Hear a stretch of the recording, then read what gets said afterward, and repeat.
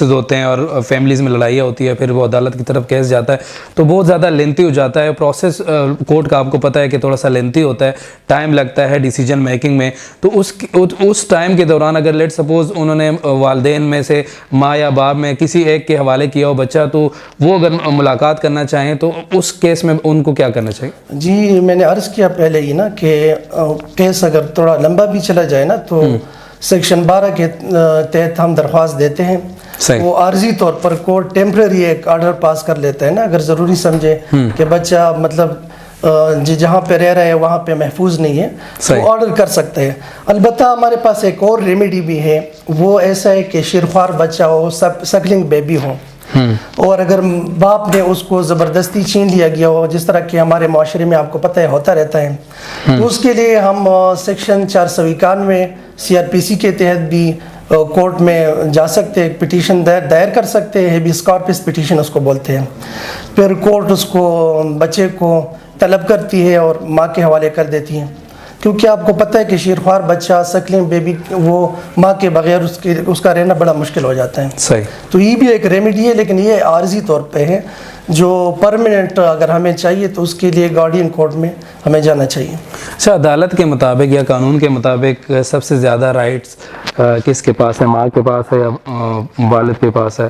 کیونکہ عموماً لوگ جب اس طرح مسئلے آتے ہیں تو لوگ کہتے ہیں کہ فائنلی جو ہے بچہ باپ کے پاس آئے گا، تو عدالت اس کے حوالے سے کیا کہتی ہے؟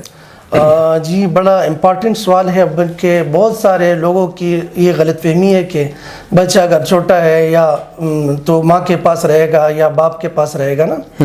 اصل میں سوال ہی نہیں ہے. اصل میں جو چیز کورٹ دیکھتی ہے وہ ویلفیئر آف دا چائلڈ دیکھتی ہے، بچے کی فلاح اور بہبود دیکھتی ہے کہ بچے کے لیے کون سی جگہ اچھی ہوگی، ان کی پرورش کے لیے، ان کی اسکولنگ ایجوکیشن کے لیے، ان کی تربیت کے لیے. تو کورٹ جو جس چیز کو کنسیڈر کرتی ہے وہ ویلفیئر آف دا چائلڈ ہے، تاکہ بچے کی بہبود، فلاح اور بچے کے لیے کون سی جگہ مناسب ہوگی. تو کورٹ ان چیزوں کو دیکھتی ہے.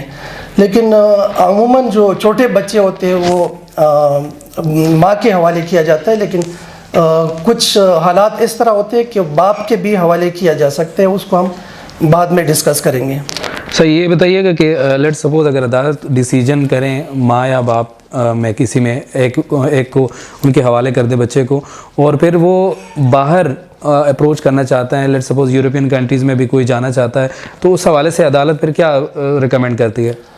جی بالکل ایسا ہے کہ جب بھی آپ کو کورٹ گارڈین اپوائنٹ کر لیتا ہے تو کورٹ کی ایک جورسڈکشن ہوتی ہے، آپ بغیر اجازت کے وداؤٹ کورٹ پرمیشن بچے کو باہر نہیں لے کے جا سکتی ہوں. اس کا ایک طریقہ کار ہے. پھر آپ نے کورٹ سے پرمیشن لینے کے لیے آپ درخواست دیتے ہوں اور پھر اس کے مطابق پھر فیصلہ ہوتا ہے. کورٹ اگر یہ سمجھے کہ بچہ محفوظ ہے اور بچے کے لیے ضروری ہے تو وہ پھر آپ کو اجازت دیتا ہے.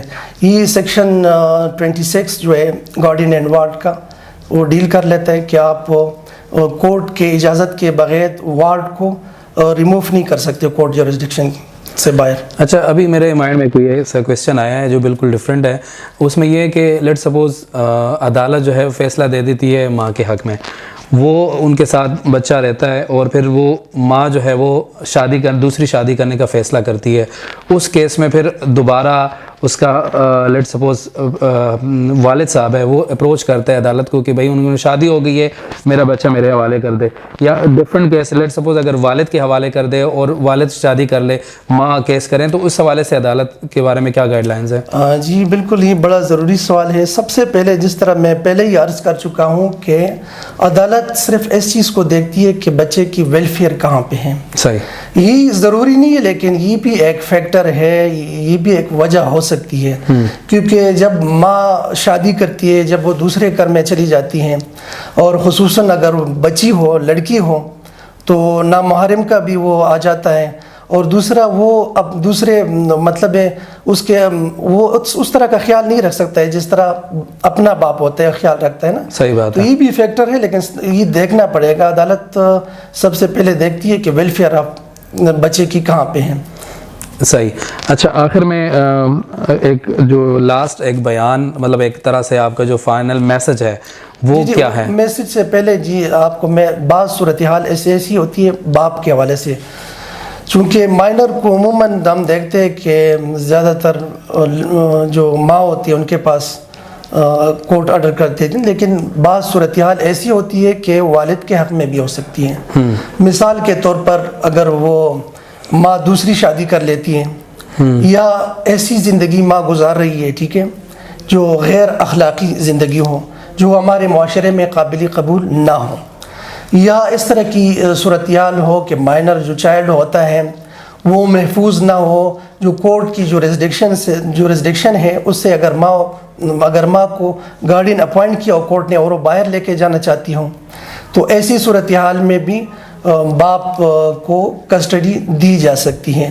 یا جو ویلفیئر میں یہ چیزیں بھی آ جاتی ہے، آپ کی اسکولنگ ہے، اگر آپ بہتر زندگی گزار رہے ہیں، مثال کے طور پر ماں ایک رورل ایریاز میں پہاڑی علاقے میں رہ رہی ہے، یا جہاں پہ جو زندگی کی سہولیات ہے وہ میسر نہیں ہو، اور اگر باپ شہر میں رہ رہا ہوں، اربن ایریا میں رہ رہا ہوں، اور وہ اچھی اسکولنگ اور پرورش کر سکتی ہو بچے تو یہ بھی ایک فیکٹر ہے۔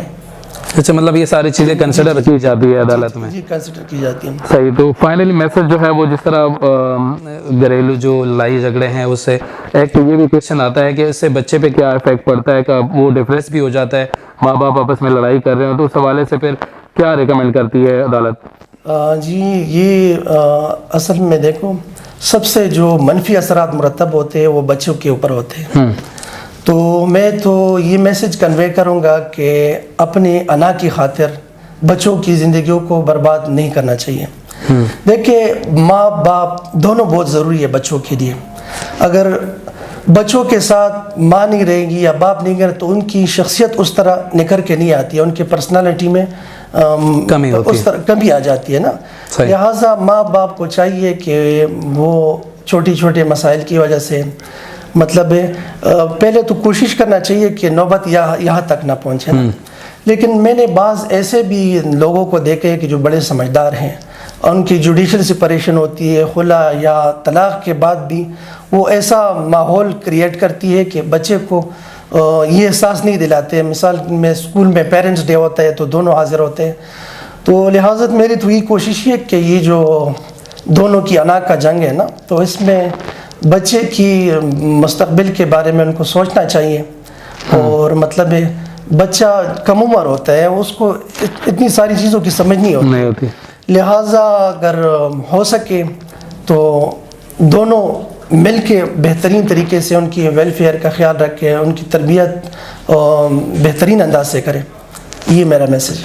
ہاں، بہت شکریہ ایڈوکیٹ صاحب، آپ کا بہت امپورٹنٹ ٹاپک تھا اور آپ نے بہت اچھے طریقے سے ایکسپلین کیا، اور یقین ہے کہ جو بھی دیکھنے والے ہیں ان کی سمجھ اس ٹاپک کے حوالے سے آیا ہوگا، اور جو گھریلو مسائل ہے وکیل صاحب نے یہ بھی کہا ہے کہ کوشش کیا جا سکتا ہے، کوشش کرنا بھی چاہیے کہ وہ آپس میں جو ہے وہ لڑائی جھگڑے نہ کریں، کیونکہ ان کے بچوں پر افیکٹ پڑتا ہے، اور پھر وہ جب بڑے ہو جاتے ہیں تو وہی مائنڈ سیٹ لے کے جو ہے وہ اس کی پرورش ہوتی ہے، گروتھ ہوتی ہے، تو ان کی لائف ڈسٹرب ہو جاتی ہے۔